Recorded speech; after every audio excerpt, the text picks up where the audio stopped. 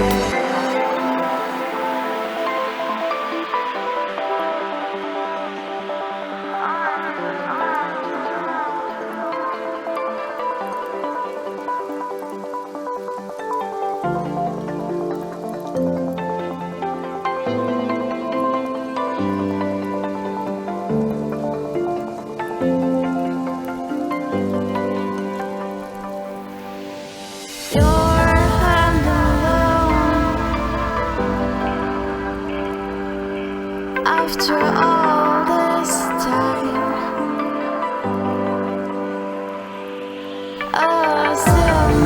Alright, well, we got it all buttoned up, ready to go. Gonna go take it out for a flight.